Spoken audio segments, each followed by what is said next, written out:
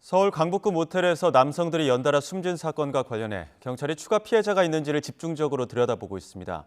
경찰은 피의자 여성이 약물을 탄 음료를 미리 준비했고 범행 이후 빈병을 회수한 점 등을 고려해 계획 범죄일 가능성이 크다고 보고 있습니다.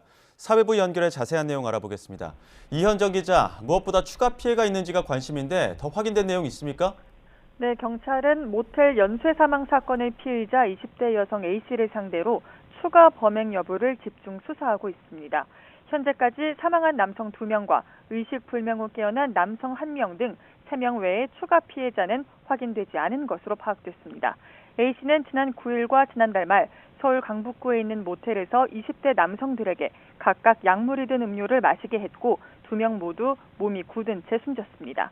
A씨는 또 지난해 12월에도 경기 남양주시 한 카페 앞 주차장에서 다른 남성에게도 음료를 건넸고 이 남성은 한때 의식을 잃었던 것으로 조사됐습니다. A씨는 음료를 건넨 남성은 모두 3명으로 의견 충돌이 있어 잠들게 하려고 음료를 줬고 죽을 줄은 몰랐다고 진술한 것으로 파악됐습니다. 지금 언급한 대로 여성이 피해자가 사망할 줄 몰랐다 이렇게 주장하고 있는데 경찰은 계획 범죄 가능성에 무게를 두고 있다고요.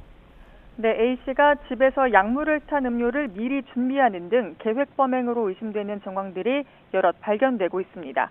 경찰은 또 A씨가 피해자가 회복한 첫 번째 범행 뒤 나머지 남성들에게 건넨 음료에는 약물량을 2배 이상 늘렸다는 점도 주목하고 있습니다.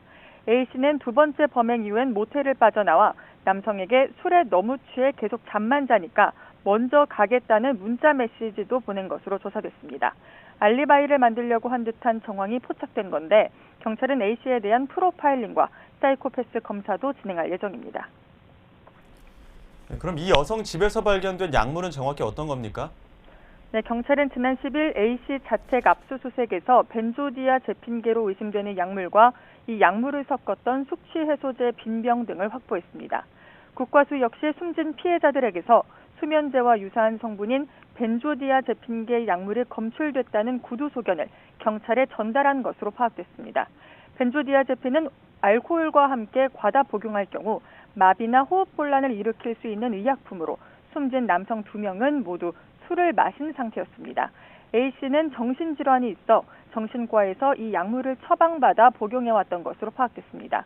경찰은 추가 피해 여부와 함께 A씨의 구체적인 동기를 조사하며 혐의를 상해치사해서 살인으로 변경하는 것도 검토할 방침입니다. 지금까지 사회부에서 YTN 이현정입니다.